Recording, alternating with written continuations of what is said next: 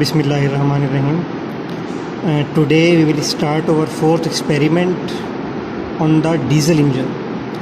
Previously we have performed, on petrol engine.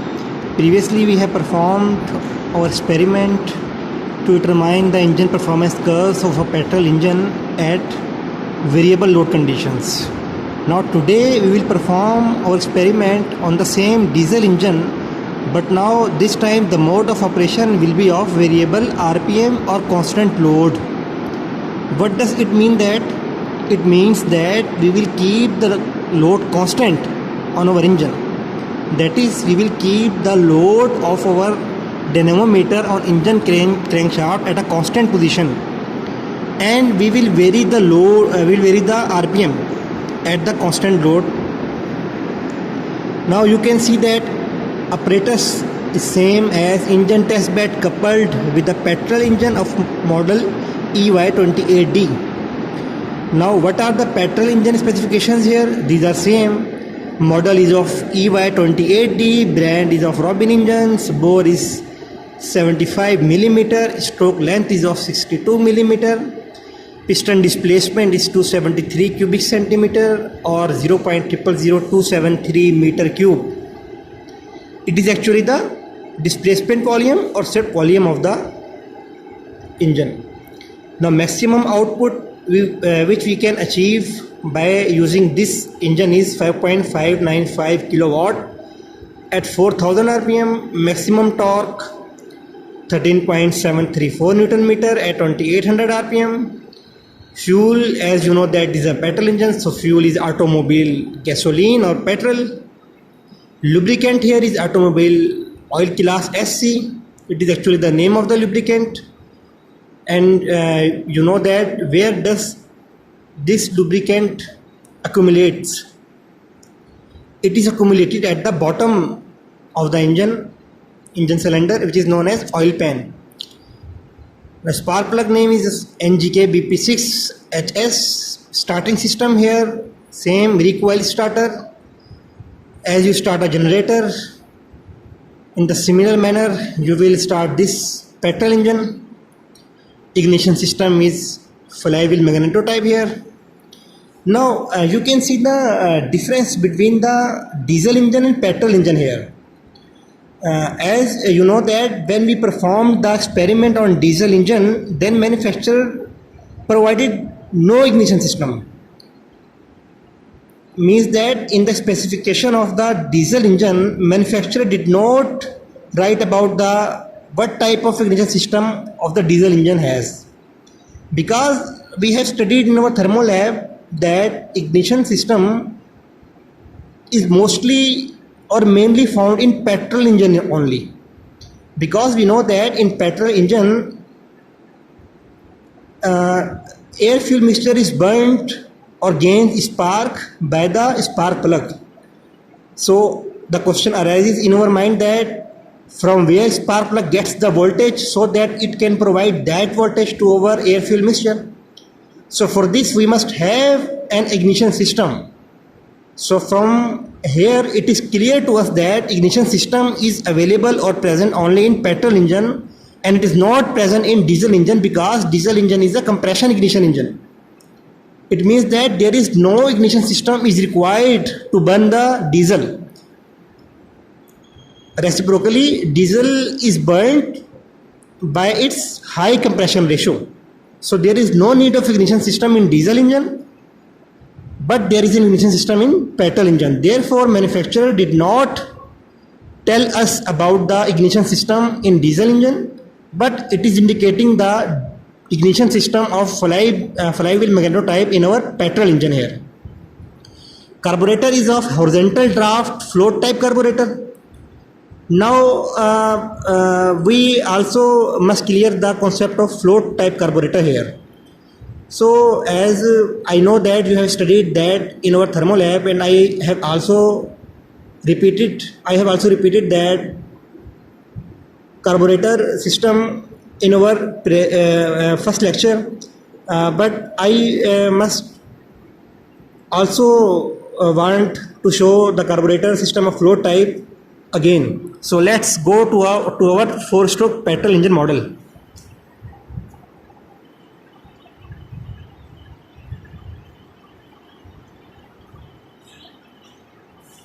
Here is our 4-stroke petrol engine model. It is the air filter, you know that. And from air filter, air will come inside the engine cylinder. And from fuel tank, fuel will come on this pipe, and from this pipe it will go inside this. It is called the float chamber. Here we contain the fuel, which is the petrol. It is known as float chamber because it contains an element which is known as float. It moves up and down. When the fuel is full in the float chamber, float will move above and will stop the supply of fuel from the fuel tank into the carburetor. It is the carburetor. When the fuel begin to reduce in the float chamber, float will move down. That is the float. It is floating. It will move down and it will supply the fuel again from the fuel tank. So it is a float type carburetor, which has been written on our petrol engine specification. So now I am sure that you will have understand the meaning of float type carburetor here. So now let's move to the experiment again.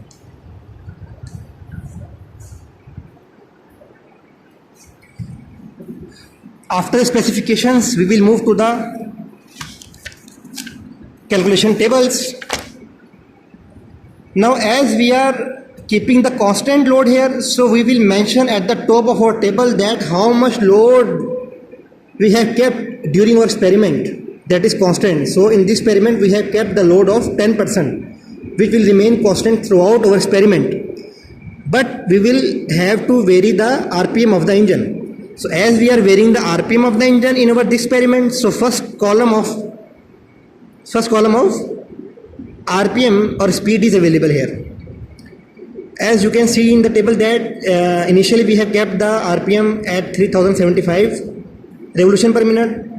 Then we kept on increasing the RPM up to 3775 revolution per minute. Next column is of power as in previous experiment, which is given in kilowatt. Now next column is of torque, which is in Newton meter. Then differential pressure across orifice. I have shown orifice to you in our previous experiment. Then air temperature degree centigrade, exhaust temperature degree centigrade, fuel temperature degree centigrade, oil temperature degree centigrade, initial weight of fuel which is represented by Wi here and it is measured in kilogram. Final weight of fuel Wf kilogram, time t 60 seconds. As you know that we are keeping the time interval of 60 seconds. You can change it, but in our experiment we'll keep and we will note each reading after 60 seconds or 1 minute. Then volume flow rate of air meter cube per second, then brake power which is in watt, then fuel consumption in kilogram per second, then specific fuel consumption kilogram per kilowatt hour, then air flow rate, air to fuel ratio, volumetric efficiency, brake bin effective pressure, and then at last brake thermal efficiency. Now what is our ultimate purpose of what is our ultimate objective of the experiment? It is to determine the engine performance curves. So at last we will achieve the engine performance curves. As we are changing the RPM of the engine here at constant load, so we'll keep the RPM at x-axis, which is the independent variable, and we will keep other parameters against which we are drawing the graph on y-axis. So as I have told you in our previous classes that we have to draw the graph accurately and precisely and also carefully, and you know that we have to mention each and everything on our graphs because our ultimate objective is to draw the graphs and achieve and obtain the performance curves of the engine. So you will have to mention the graph title, you will have to mention the parameter on x-axis, you will have to meter the unit of the parameter on x-axis, you will have to mention the parameter you are taking on y-axis, you have to mention the unit of the parameter you are taking along y-axis, So our first graph will be between RPM and brake power. Second will be between volumetric efficiency and RPM. Third graph will be between fuel consumption and RPM. And the fourth and last graph will be between RPM and torque. So now you are seeing that here we are actually checking that what is the effect of changing RPM on engine torque, or we are seeing the what is the effect of changing RPM of petrol engine on fuel consumption of the engine. That's why we are drawing graph of each and every parameter. So there are a lot of parameters which we have calculated in our table, but we will draw the graph only of 4 parameters against our RPM which we are changing here. As we are keeping the load constant here, so we will have to mention that at how much load we are performing our experiment at constant load at variable RPM. So after 3 experiments which we have initially performed, I hope that you will have understand the basic modes of operation at variable RPM and variable load of the internal combustion engines, either it is a petrol engine or a diesel engine. So now let's move to the equipment. Equipment is same as we have studied it, that diesel engine, petrol engine coupled with the dynamometer. It is same the control panel of the dynamometer from which we will note the different readings, RPM, load, etc. Here, from here we will note down the weight of the fuel, from which we can calculate the fuel consumption. Here it is the fuel tank, which is the petrol tank. Here it is the dynamometer, which is the water cooled. It is our engine, petrol engine, forced air cooled engine. And the black thing, which are black element, which you are showing, which you can see here, it is the spark plug of the engine. And you can also see the grooves on the engine cylinder head, which is actually the fins. These are the fins which are used to quickly cool the engine. And then it is the throttle valve, and then it is the starter. These are orifice. Now I think you will have understand all these things. So we should start our engine. And one thing you must remember, that we have to keep the load constant here. So first we will keep the load constant, and we will keep on changing the RPM of the engine. And accordingly we will note down the different data readings, and we will calculate our results. So let's start our engine.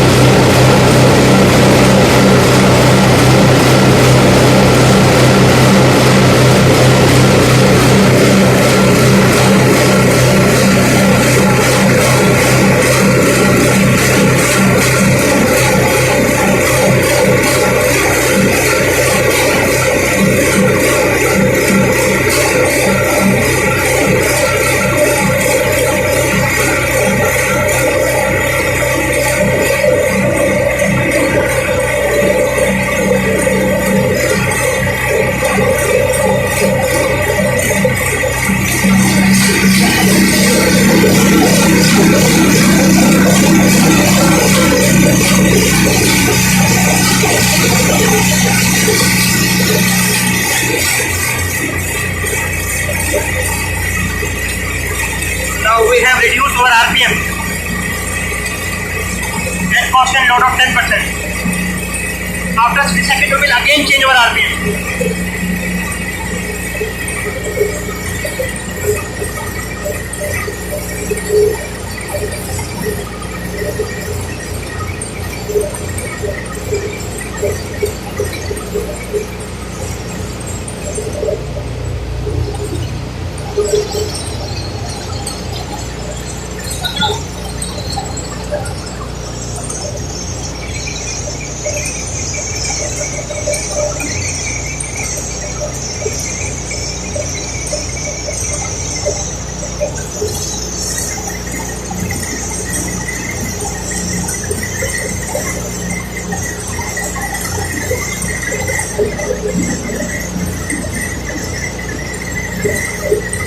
I will change again RPM.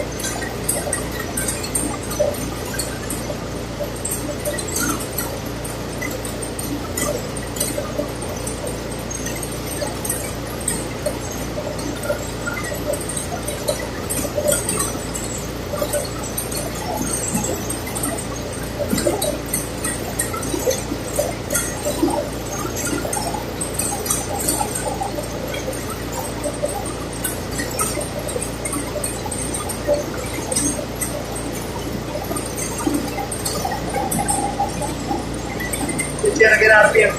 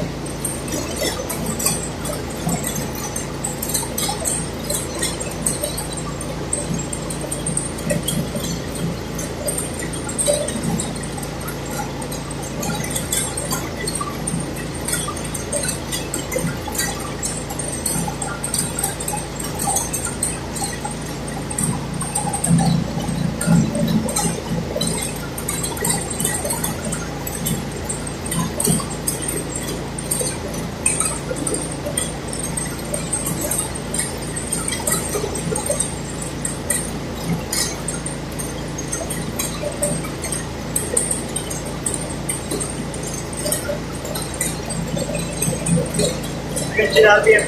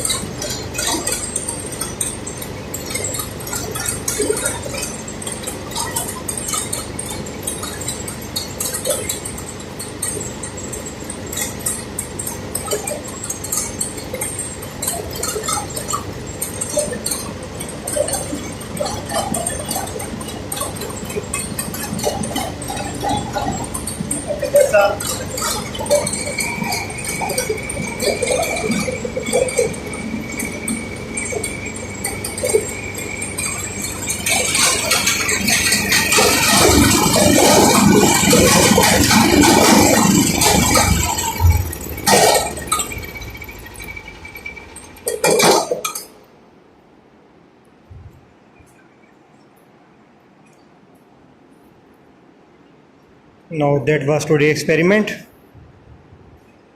Now ratings will be provided to you. Do your calculations and learn as much as you can, because these are the free tutorials which will be given to you. I will try my best to provide you the readings. So at the last, I will also say that you must take care during the graph calculations. Do calculations accurately and then draw the graphs accordingly. The more precisely and more elaborately you will draw the graphs, it will be better and it will give the better indication of the performance of the engine, because objective is to achieve the performance curves. So you will have to draw curves, and lastly you will have to discuss the results. Whatever the results you will get during your graph making, you will explain those graph trends in your comments, results and discussion section. So you will have to explain each and everything and each and every trend of the graph in your comments and discussion section. Now that was all about today's experiment, and I hope that after performing these 4 experiments on the same test bed, you will have gripped the basic understanding of the working of the engine, petrol engine and diesel engine.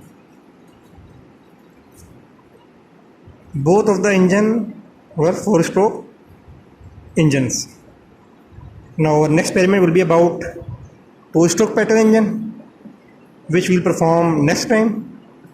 That is all about today's lecture. Thank you very much. Take care of yourself. Allah Hafiz.